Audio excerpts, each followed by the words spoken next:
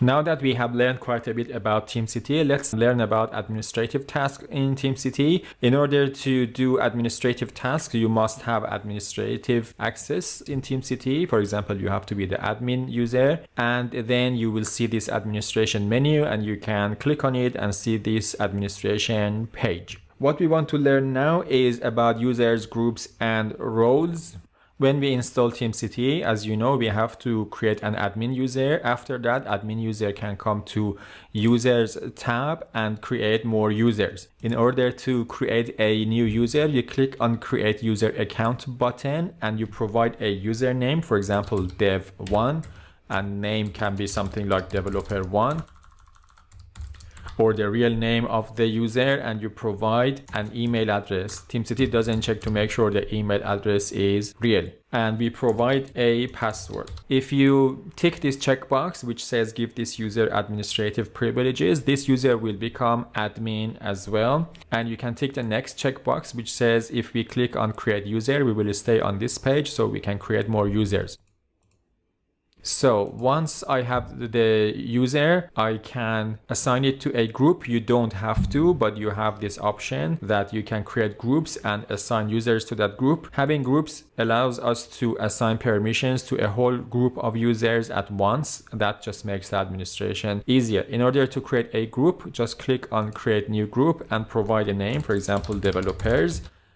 And TeamCity will create a group key. We can change it if you want. Group key is just a unique ID for this group, and we click on create. If I go to developers, you will see that there is also parent groups section. You can create a hierarchy of groups. So by default, when you create a group, they all go to the top level, but I can, for example, move developers group underneath all users group. So if I go back to groups page, you will see that parent group for me is now all users. Now, in order to assign a user to this group, we have to go back to users and click on this checkbox next to the users. We can assign multiple users to a group in one go. We just have to check this checkbox next to each user and then click on this add to groups button at the bottom of the page. And I can say, for example, assign dev1 or developer1 to group developers and click on apply. If you want to see which groups include this user, you can just hover your mouse over this drop down and you will see the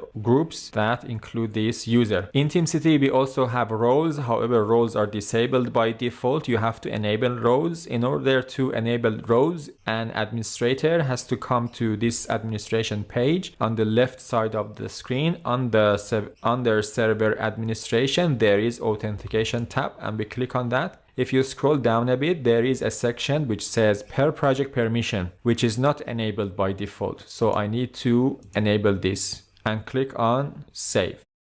As soon as I save, you will see that on the left side of the screen under user management, there is a new tab called roles. You don't really need to create roles because there are a lot of roles coming out of the box. But if you really want to create a role, you can create a role by clicking on create a new role button. For example, we can say my role.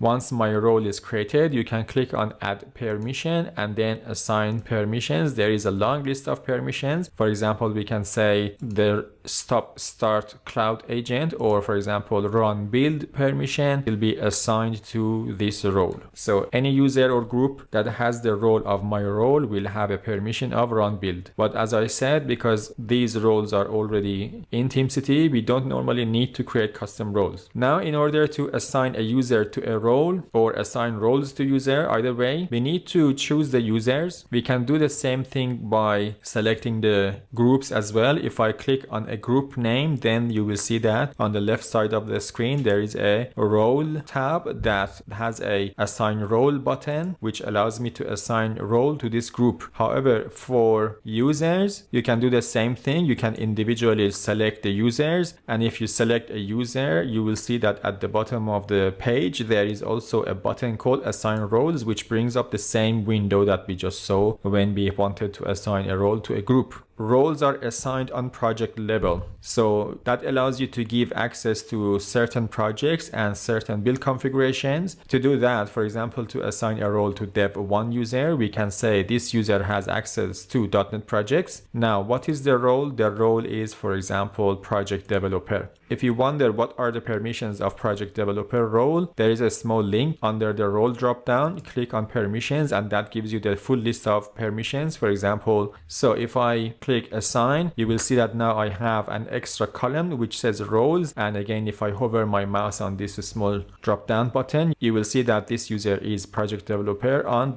.NET Core projects. And if you click on this, you can again unassign roles from users. Basically, you can say, for example, this user doesn't have any access. If you click on unassign button, then all the roles will be removed. When you create a TeamCity instance for your team, you have to create users for your team members and you have to give them proper roles. Not everybody should be admin because then they can change the fundamental settings of TeamCity. So in the next lecture, I will show you how we can allow our users to use their, for example, Google account or Yahoo account to log into TeamCity.